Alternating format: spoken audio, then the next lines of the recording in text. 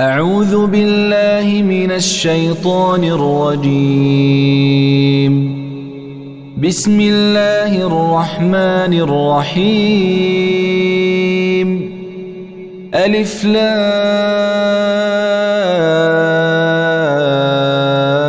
را. تلك آيات الكتاب المبين. إنا أنزلناه قرآنا عربيا لعلكم تعقلون. نحن نقص عليك أحسن القصص بما أوحينا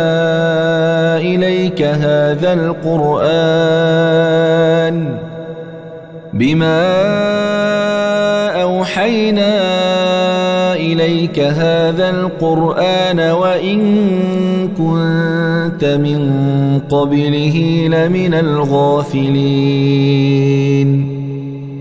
إذ قال يوسف لأبيه يا أبت إني رأيت 11 كوكبا والشمس والقمر رأيتهم لي ساجدين. قال يا بني لا تقصص رؤياك على إخوتك فيكيدوا لك كيدا. إن الشيطان للإنسان عدو مبين. وكذلك يجتبيك ربك ويعلمك من تأويل الأحاديث ويتم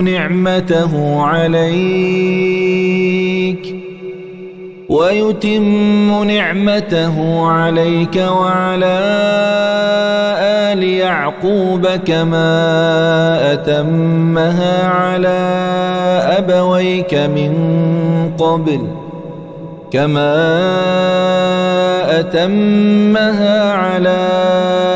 أبويك من قبل إبراهيم وإسحاق.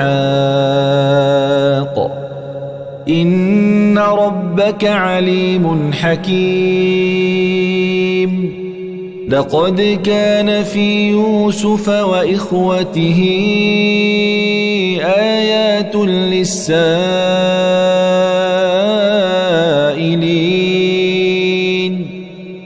إذ قالوا ليوسف وأخوه أحب إلى أبينا منا ونحن عصبة إن أبانا لفي ضلال مبين.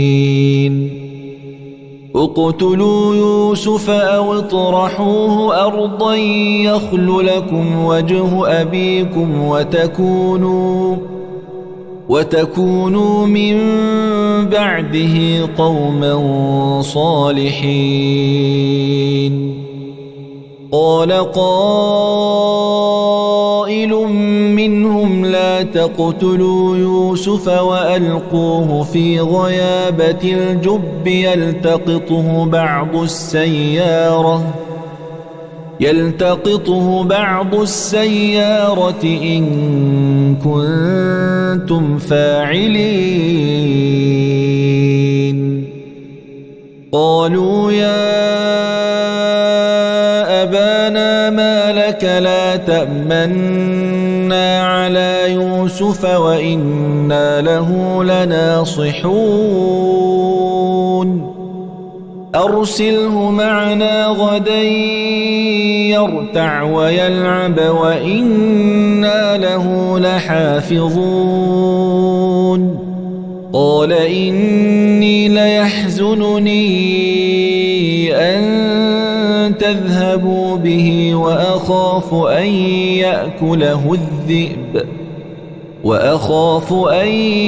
يأكله الذئب وأنتم عنه غافلون.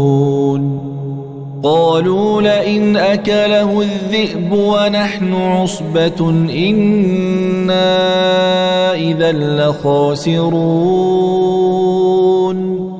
فلما ذهبوا به وأجمعوا أن فجعلوه في غيابة الجب وأوحينا إليه لتنبئنهم بأمرهم هذا وهم لا يشعرون